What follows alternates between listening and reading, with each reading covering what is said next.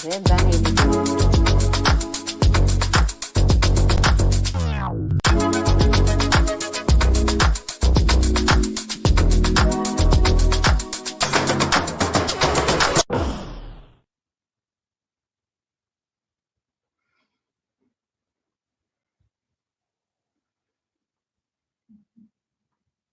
Merhabalar herkese. Ben Ebru Tarım Dilekcan. Londra'dan sevgiler diyorum ve bu Süper 7 TV kanalındaki yeni bir programa benim için çok özel bir konukla başlayacağım. Ve bugün aslında sizin için benim biraz sürprizlerim var. Her ne kadar şu anda Türkçe konuşuyor olsam da benim sevgili konuğum İngiliz bir bayan. Ve bütün aslında konuşmamızı, bu röportajı ben İngilizce yapmayı seçtim. Sevgili Süper 7 TV kanalı da buna okey dedi ve ben daha sonra tüm yayını kendim Türkçe'ye çevireceğim sizler için. Aslında bu sizin için sevgili Türkler bir fırsat. İngilizcenizi birazcık belki test etmek için. Benim İngilizcemi duyacaksınız. Daha sonradan İngilizce öğrenmiş bir Türk'üm ben de. Türkiye'de doğmuş büyümüş bir insanım. 22 senedir yurt dışındayım. Ama Ruth İngiliz. Doğal olarak native speaker'ın da İngilizcesini duymuş olacaksınız. Var mısınız? Benim gibi bir canla böyle bir maceraya girmeye diyorum.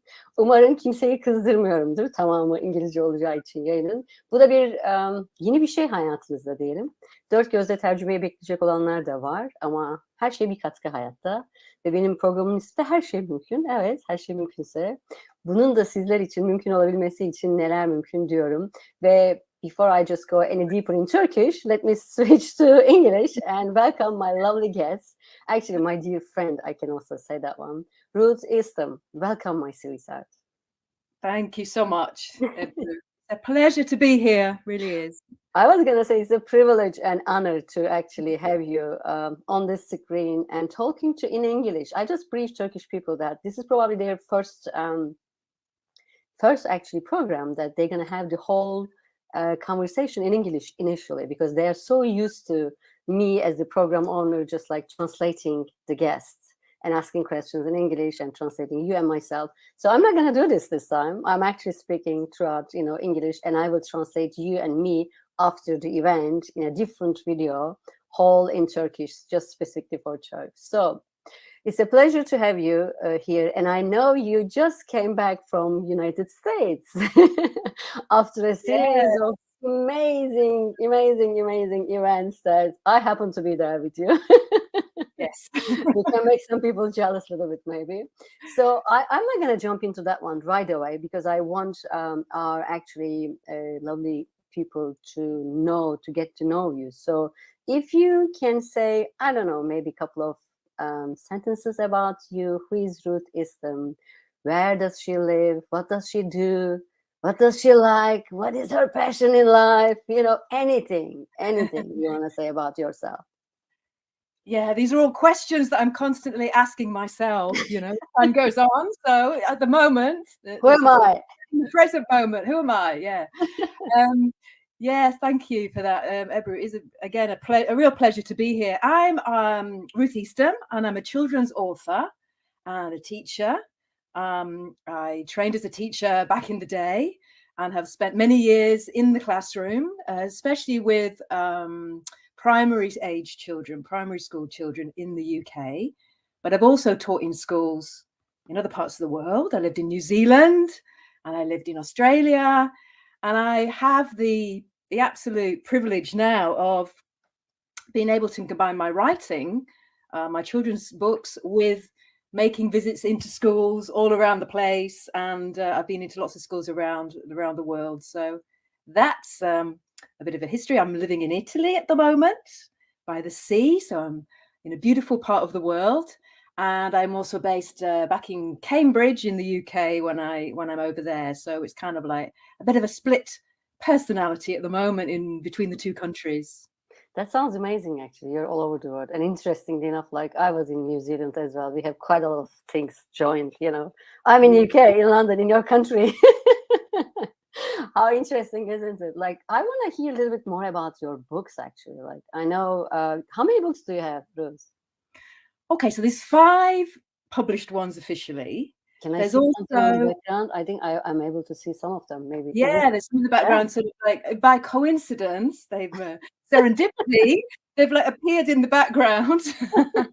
Yeah, and also you'll notice a book in Turkish, which maybe we can talk about in a little while. But talk about that definitely for sure. So 5 officially published books. Another one that I produced for schools, which was, it's not actually available, but it was a story that that was illustrated. That was a sort of partnership between me and an amazingly talented illustrator. My first kind of illustrated book, which I'd love to get into the mainstream one day. Because do you want to just show the inside of the book? Because I want to have the sense of it. And these are all children books, Ruth. Am I right? All of them. Children's books, yeah, they are. But I mean, you know, some books, when I've talked to teachers and parents about them, they've often said that they enjoyed them as well. You know, so what I like to think about my writing is, although, you know, you need to give a target audience for your books, and that people are always asking, teachers are always asking me, who is the book intended for? What's the age range? I like the idea that stories are kind of, they have lots of different layers. All right, so they can be read on lots of different levels, depending what you're bringing to the story, and it's not necessarily limited by only. So there's just an example from The Moonlight Hare, the sort of the Roman mosaic. So there's a bit of an Italian connection with this one. So yeah, I'd like to think my stories are for everyone on whatever level. Yeah, I like that. I would love to read these books. Like, you know, I'm just imagining right now myself, like as a mom, I'm reading that book. I wish I had that book by the time when my daughter is quite small. She's 15. I don't know whether she will be interested in reading these books. She might be, actually. You never know. I might be even interested in reading them. So it will be so cool. Like, yeah, parents are interested in the topics. Like, and I think your main topic is mainly your storytelling. And can you also a little bit tell, you know, what are these books are all about? Like, you know, how you're attracted into storytelling? Like, yeah, well, I've always loved writing right from primary school. And when I go into schools, you know, and I make the children smile by showing them what my first book was. And they all think, oh, it was Memory Cage. And they're all really, really sure that that was the first book. And then I show them, you know, the Good Fairy, something that I wrote when I was 7. And so I try and put across this idea that, you know, we're naturally storytellers as human beings. This is how we've evolved, isn't it? By sharing who we are and what we are through our storytelling. And it's such a primitive, primeval kind of thing to do. So, you know, my stories evolved in very much kind of writing right from the first moment. And then my first like official books, or the published books, were interestingly both based around World War II stories. There was The Memory Cage has an Alzheimer's connection, because my granddad, and now, you know, sadly my mom, is affected by this illness, and so that has that sort of that connection with memory and all that kind of that goes with it. And then my second book, the Messenger Bird, also a World War II story. So for some reason, a bit of a fascination with the World War II. The Messenger Bird. Wow. Yeah, the Messenger Bird. And they're quite thick books, by the way, you know. You know, these are the kind of standard length, maybe, that the publishers like 50,000 words, 55,000 words for a chapter book for the sort of independent readers at primary school and into secondary school. So these first 2 books with these World War II themes, Moonlight Hare as well, with a World War II backstory, you know, behind it. So I'm not quite sure what that's about. But then, interestingly, my latest 3 books are all kind of more geared into like supernatural themes. So all historical, all taking sort of elements of the past and sort of factual knowledge, right? But then weaving in my own sort of interpretations and imagination. So sort of supernatural, ghostly, maybe, worldly, being sort of like inspired by sort of ancient myths and legends, and, you know, where does fact become fiction, and those kind of really intriguing.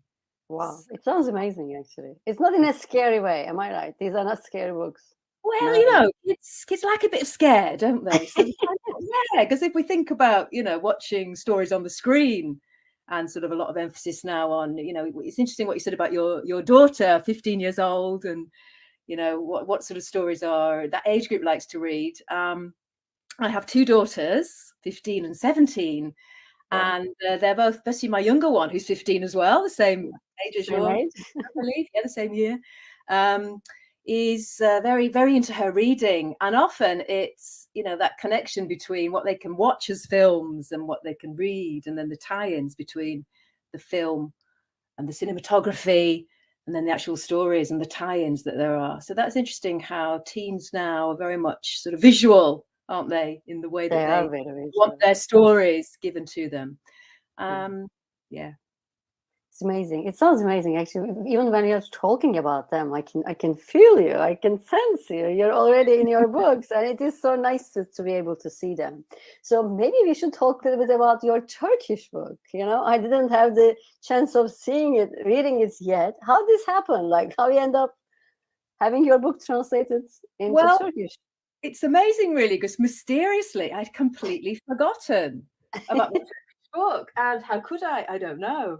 Until I met you, and then the Turkish connection. It was almost like it's sort of gone into the background. And what happened was when Arrowhead, so this was the sort of the second cover, you might see it with a different cover when you look around for it. When it was published by Scholastic originally, I can't remember exactly when, but they got a deal with a Turkish publisher to translate the story into Turkish. Wow. And I was supposed to receive a copy of it. That was part of it. For some reason, I never saw one. And then the years went by, and I forgot about it, like you do. And then I was sort of reorganizing my social media and having a look, website, Instagram, and trying to get a bit more technological and advanced and a bit more, sort of with it. And I suddenly remembered, there's a Turkish translation of Arrowhead out there somewhere. And managed to find it online and buy a copy and get it sent. And so here it is. And so it was really beautiful to rediscover this edition. Yeah. I love to read that book, actually. I love to read. And what would it take, given that we are already addressing to Turkish people, what would it for them to choose to read it as well? I will be so interested to get your other books to be translated into Turkish as well. That would be amazing. That would be. What else? What else is possible? That's probably what we are creating here, with the energy, our connection and all that stuff. Truly, what would it take?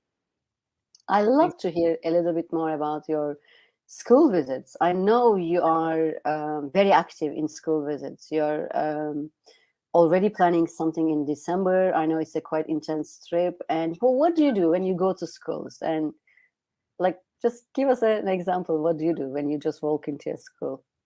Because probably there will be some people might be interested to invite you to Turkey. Yeah. Well, a few years ago, I did visit Istanbul and a school there, an international school there, and it was a wonderful experience. Well, school visits for me, it's very interesting because coming from a teaching background, having that formal training, and going into schools, in that very formal way, and the sort of the planning, the assessments, and the, within the UK system, just that's where what I know. Can't speak for the other systems in different schools in the world necessarily, but the planning that the teachers have to do, and the inspections, and the government kind of tick boxes that they have to. There's a lot of that. There's a lot of paperwork. There's a lot of, let's say, bureaucracy that's involved in that, and sort of being part of that, and have the inspections and done all the preparations.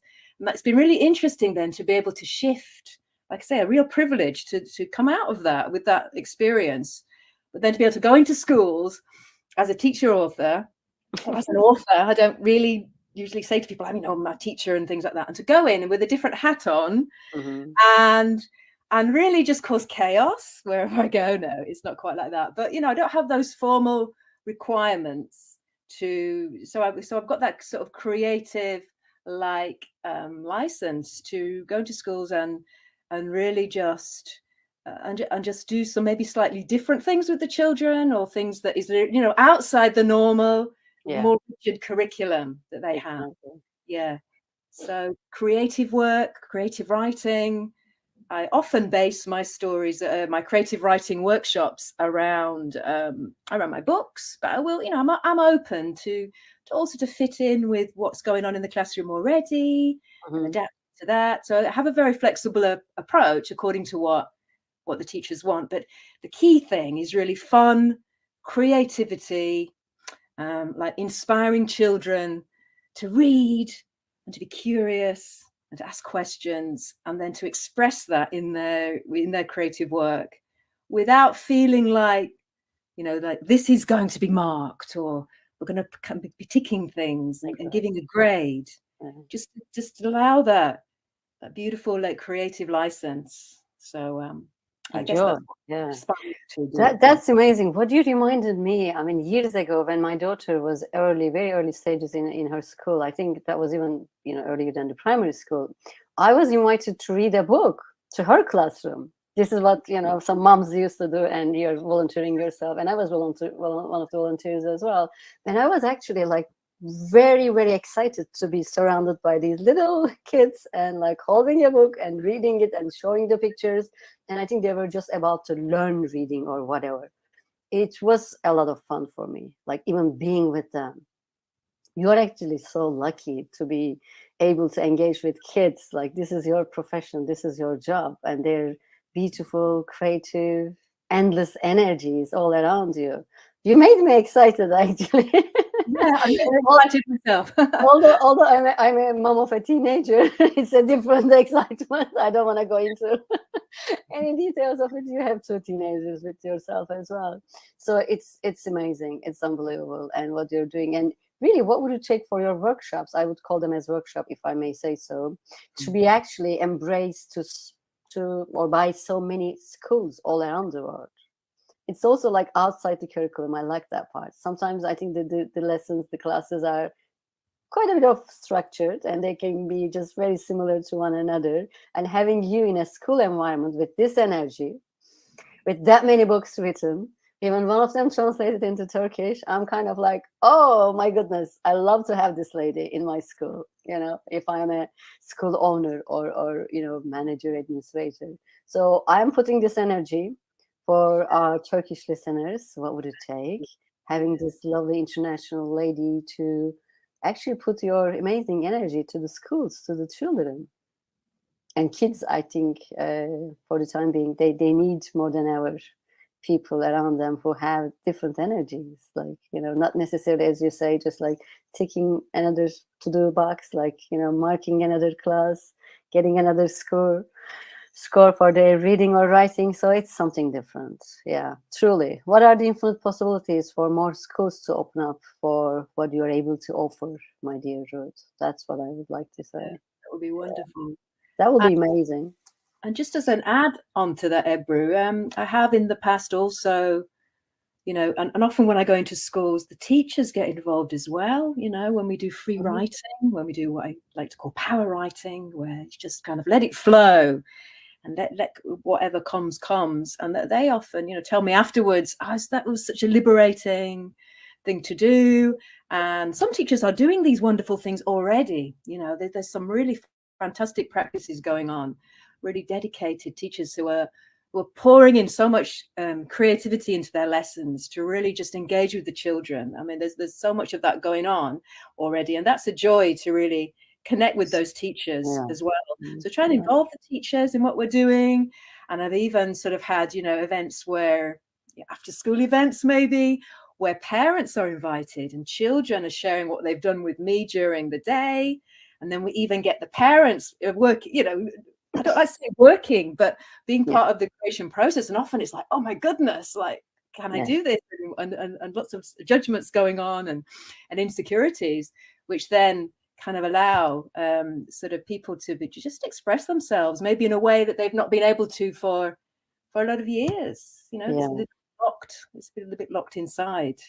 I love that too, actually. Like, if we think we're talking about only students, kids, whereas there are teachers involved, where there are parents involved, and with your approach, like all of them can get benefit out of these workshops, these events. I would say it is unbelievable. And I'm sure you know a little bit about like I have a huge interest in kids as well, in parents' schools, and I have already done with my dear sister good number of school presentations, like to show them there are different possibilities. We can get these kids more relaxed. They don't need to be stressed. They can have some magical questions to ask when they don't feel like themselves. And surprisingly, you reminded me in one of the presentations, we initially talked to obviously teachers, and the head of the school.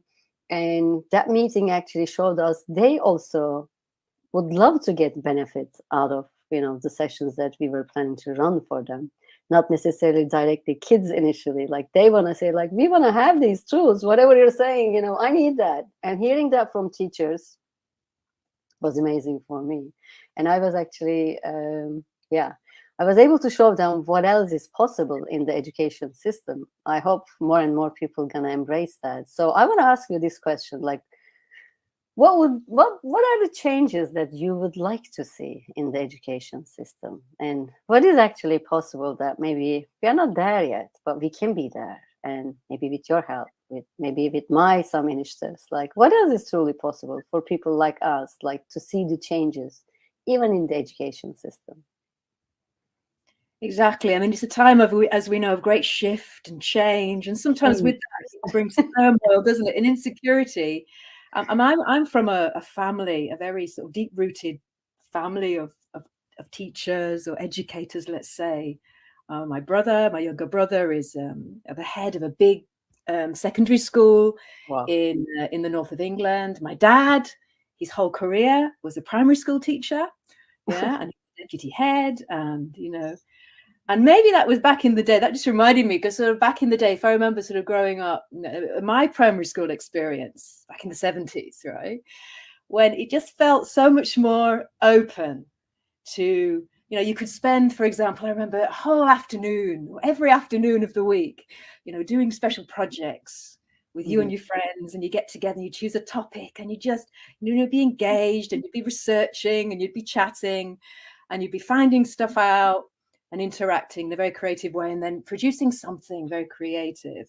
And as like I say, my focus is, or my specialism, I guess, or my most experience I have is with primary schools, where I guess the curriculum can be more open up, because you've got the same class teacher usually for most of the day, and you can sort of like collaborate, sort of, I'm not so fixed into timetables and bells ringing and things like that. And what would it take to sort of have more of a shift back to those freer days? And I know I've talked to a lot of teachers who are, currently in school doing fantastic creative things, but they do feel, the general feeling is, within the UK system, can I just say, this is the impression that I get from friends and from what I see when I go around schools, is there can be a lot of sort of pressure put on you, or teachers can feel a lot of pressure to kind of conform to certain, time spent on certain subjects, and satisfying kind of objectives that they're kind of given to them from, state, through government kind of channels, as to how things should be taught and what should be taught. I think you have maybe a greater freedom at primary levels, potentially. And so I wonder if will be more naturally more of a relaxing of the schedule and a relaxing of the timetabling, to give teachers like that trust, or to kind of tell teachers, we trust you as the educators, as the, it's such a heartfelt profession, isn't it? It's a profession that is led from the heart to educate young people, and to kind of have this relaxing, so that teachers feel they're trusted to educate in the way that feels right to them. So I really feel very positive about future kind of education, and how it could be integrated more into the school day. Yeah. What would it take the shifts that we are going through as a planet right now to be reflected in the education system as well, across the planet? And if you are talking about the UK system, what would it take that to be, flex, maybe relax in that such a way? And I'm sure that will be far too much fun for kids. And that might actually prevent them to be a little bit, I don't know, I don't want to say it that way, but like I will say it anyway.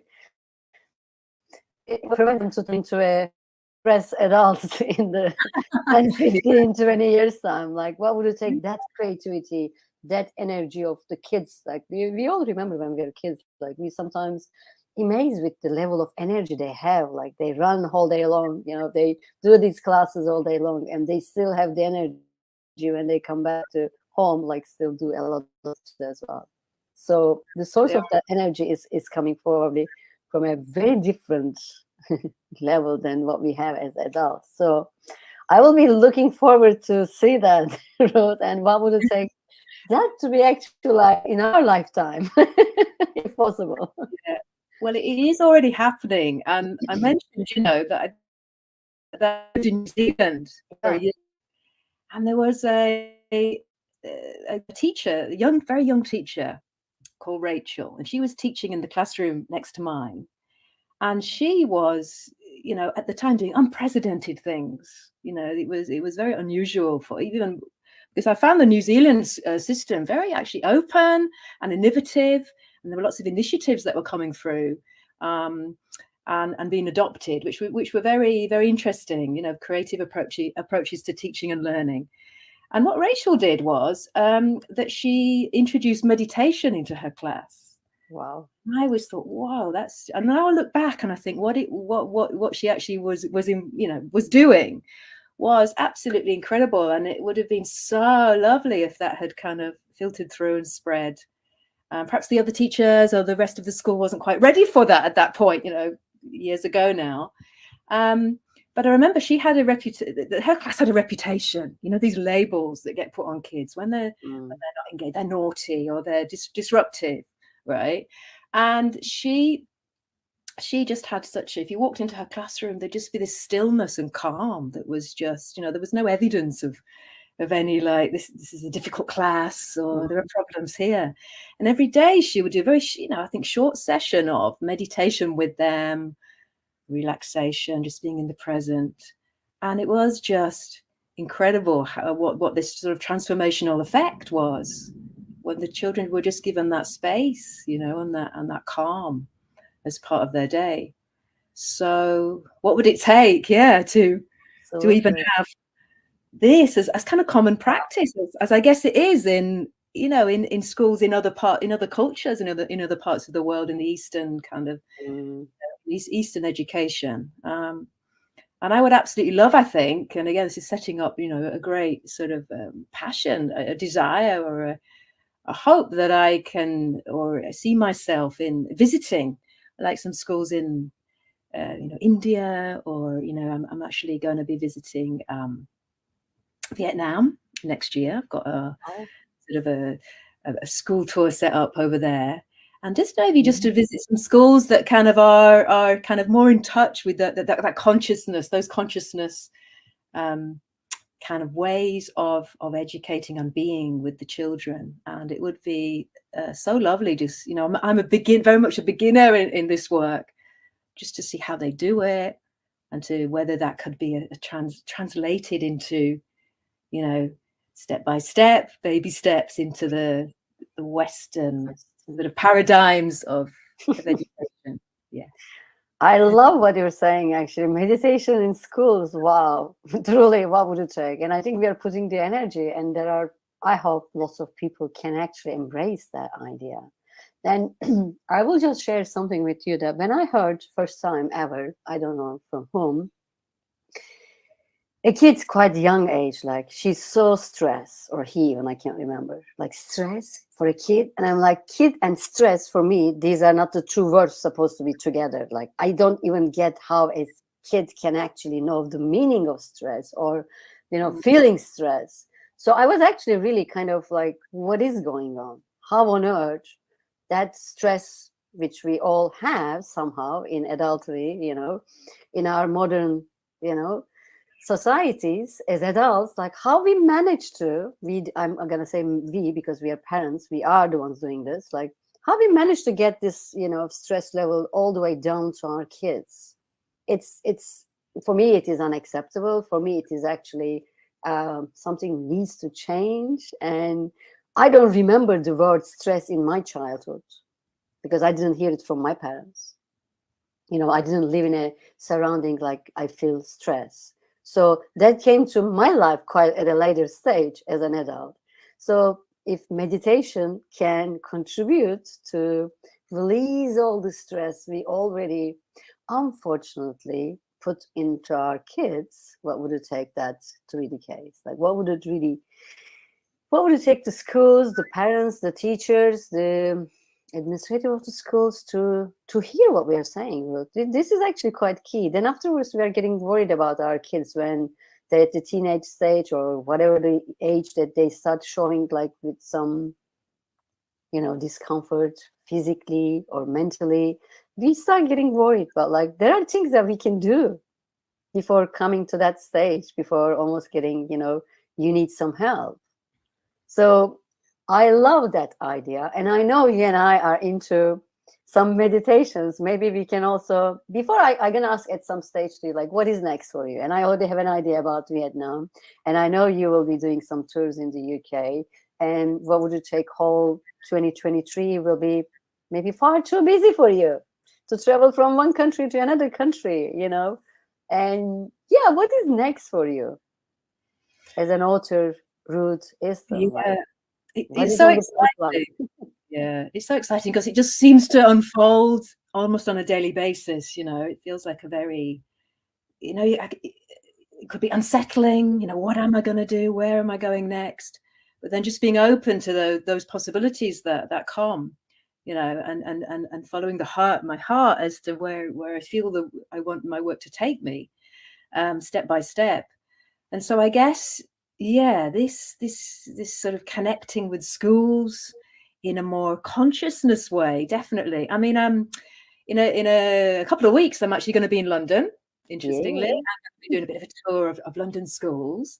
And for the first time, I've talked to teachers about this, you know, and said, you know, what do you think about this? About as part of I usually give a big talk, you know, to the school, to the whole sort of big assembly, because it can be 300 or 400 children. And you know, the more the better, as far as I'm concerned. I love big audiences, you know, and the sort of the energy of that. And I like to make it fun and very interactive. And I give a big talk about my inspirations as a writer and where my ideas come from and creativity. And I'm thinking for the first time between now and Christmas, going to some London schools to introduce a few little very, very sort of, you know, short and sweet consciousness type, meditation type exercise. We'll all sit still, and I'll kind of use that to kind of lead into some creative writing, you know, to sort of see what comes from that, and then lead that into some sort of like free creative writing and flow. And so I'm very much kind of experimenting with some things very much in collaboration with the teachers, you know, because it's obviously got to be not me just coming in and introducing new things and thinking, whoa, what was that? You know, we weren't expecting that. But just to sort of surprise and engage and to get the teachers involved as well. And then just see, like I say, baby steps where that might lead to. So some exciting times ahead, definitely. It sounds like it, and timing is perfect, actually. I mean, I would like to say, who wouldn't want to have this in their school as a teacher, as a parent, like, you know, especially, you know, what we are going through as a planet, as a humanity. It's a very interesting time. So what would it take to have our kids, our teachers, our administrators, our parents to get more relaxed, actually, to be in the moment? You just keep using this beautiful word, like, and yeah, it's mesmerizing what you're planning, what you're heading, and like putting these little seeds. And what would it take more and more people to embrace that? And I'm sure kids will be so happy just being around you. I can actually see that huge audience, like, you know, looking up and listening you. And she's an author, like she already written so many books. Look at this. And yeah, well, they're always very, you know, they're so funny, and they always make me laugh so much. You know, we have a lot of humor in my events, and we always laugh a lot and have lots of jokes and have lots of fun. But a classic kind of thing. I remember a young child sort of gazing up at me during this presentation. At the end, she asked me, you know, are you very famous? And I went, oh, you're famous, aren't you? Oh, yes, very, very famous. And then she said to me, those 3 days, "You arrived in your private jet, didn't you?" And I was like, Not yet, not yet. "No, The no." answer is not yet. They come up with these just priceless things all the time, and they really, really make me smile. And I love using, although my stories, they're independent readers. They're like for kids to read, either be read to by parents or teachers, or more mature readers to read them for themselves.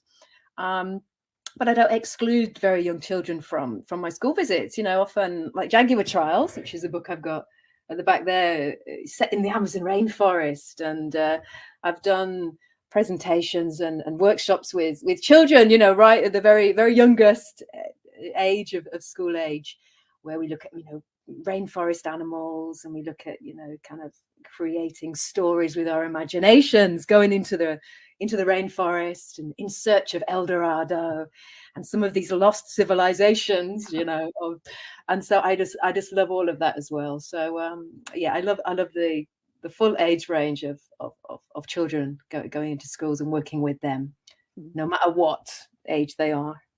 Which is the beauty, actually. Can I be one of your participants at my age? Of course. I would love to. It is fascinating because I hadn't had any of that in my actually, education when I was in Turkey. So it is fascinating. What would it take truly? I love, and you ask the same questions, like what would it take truly, all your passion and all your desires, like all your inputs to be received by any culture, any country.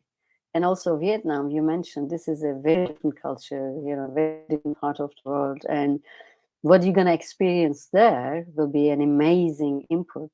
What you're going to create from that one onwards, actually. It is amazing. You're also bringing so many different countries, cultures together. I mean, if you think the kids, they are not so much culturally, I would say, like structured or framed or, programmed, I can say. They're too young, especially if you look at the young age. And it will be amazing to hear. Actually, what I'm thinking right now, it will be amazing to hear your adventure of 2023 in another program that I'm going to do in 2023. So we will be following that one up, actually. That's what I'm getting good. Yeah, fantastic. I love that. And it's very much a learning curve for me, as life is, isn't it? We're always learning. Yeah. And, I would so much love to have collaborations with the teachers, or like-minded teachers. We talked about the Dr. Joe Dispenza event that we went to, and I know that Dr. Joe is starting to connect with, health professionals, isn't he, and nurses and doctors and health specialists, and it's got to be that in all the events, that are engaged in this work, there must be a lot of educators in the mix, and what would it take to get connected to other teachers and other educators to collaborate on possible new paradigms and ways into the bringing these things into schools, around the world. Yeah. Dr. Joe Dispenza, you mentioned about, and maybe in the last 5-8 minutes we can talk about like your experiences in these events, and what can you share with these people that who are gonna listen and watch us, because there is an element that the world is almost ready more than ever to hear, or so many people are more than ever ready to hear so many different things right now. And that's the whole purpose for what I'm doing this program. Like I'm saying, everything is possible. This is the same name of my book, and I know everything is possible. I know you and I have been going through a little bit roller coaster, I should say. Say that? Yeah, I can say that, I guess, since August, and that was amazing. That was the weeks and months of my life so far. And maybe we should or you should start giving a little bit like glimpse of how was it, these events for you? You spent good number of time in the US recently. Just what can you share from your experience that people can hear from you and I right now? Yeah, well, it was just extremely I would, you know, I don't think the word or the words kind of like, you know, awe-inspiring or life-changing for me, certainly the work that I've done or the experiences that I've had with Dr. Joe Dispenza's workshops, and you know, the people that I've met there, and the new sort of ideas that's opened up has been really life-changing for me. On a more practical level, we've got the evidence that we attended. Mine is being charged, actually. Yours is being charged. So it is being charged. yeah, You're reminding me to put yeah. that one on. Yeah, we are part of their research. Yeah. Yeah, people that don't know about this, so that just absolute sort of just gobsmacking, awe-inspiring to be able to be part of this continued study, a more in-depth study that was going on. And you know, long story short, we had lots of samples taken, and we have these sort of like these special watches to monitor the different things, but we're being monitored during all the meditations, and the data's being processed, isn't it? Now, my background as well, and I don't know if this has come through, but I actually did a science degree. I science educated, did a chemistry degree, you know, so. And I did wonder for quite a bit of my life, why did I do that? What was that about? Chemistry, and I think that's what really engaged me with Dr. Joe Dispenza's work. How much science is involved, and how he's using, you know, the science and the data as evidence for the very real sort of changes in consciousness, which a lot of people can really relate to, especially in the Western world, you know. And that's absolutely fascinating for me. I remember reading his book and all the data and all the graphs and the chemical equations and the molecules, and you know, just like really fascinating. So I thought, oh, finally I've understood, you know, why did I go through all that organic chemistry that I really struggled with at university, and it all makes a beautiful kind of circle back. And so that kind of experience with how the science is mixed with the spiritual is just really, really fascinating for me. And I think it will be so, it seems like it's already happening, you know, in a big way, how the new ways of thinking are now backed up by the science in ways that can't be disputed anymore, you know. And what was classed as pseudoscience up until very recently is now like, you just can't argue with these results. It's not just, you know, sort of people's stories and anecdotal evidence. It's actually there in the hard sort of scientific facts. And this will be a major push, I'm sure, for people to take on these ideas, or at least to suspend their disbelief and maybe embrace the work more easily, maybe in a different way. Like, you know, there are so many people, they need to have the evidence, they need to see the evidence, and it's almost like, yeah, in his work, he's actually giving it all. Like, I mean, I used to have quite a lot of questions in my mind, and what I said when I attend you and I met in London event, like, he almost like just fill all the gaps. Yeah. In my mind, like, you know, or gave the answer of, you know, everything I have been questioning. And it's almost like I was getting ready to receive all this information over the years. And as probably we can easily jointly say, it is not something we can explain what we are experiencing on these events. It's just, you know, whoever is ready to be there or choosing to be there is actually going to be there and have their own personal experiences. That's so unique, and the beauty is actually you come out of these events in a very different way, physically, emotionally, mentally, in such a empowered, and also almost like, if I can say, like, you have all the permissions given to you to be you. Like, you know, there is nothing that can actually limit you. It's how it's called, unlimited, Dr. Joe Dispenza. And I felt that so strongly. And I am just like loving, as you say, like, he's so into education, health, corporate, like, you know, the main common element is human beings. We're all there. Like, doesn't matter which structure, or which culture, which country, you know, or what we have been up to so far. But like, what if from now on things can be different? What if everyone has actually superpowers? We just need to acknowledge that, believe that, and then discover it. Like, it's an exploration. I think life has been always for me like an exploration, to be perfectly honest with you. And now I can't wait to translate this conversation. Like, for example, I just want to say, like, translation is not something that I get education at all. Like, I happen to have a university all in English, and my corporate life was all in English. In English, and I have been abroad the last 22 years of my life.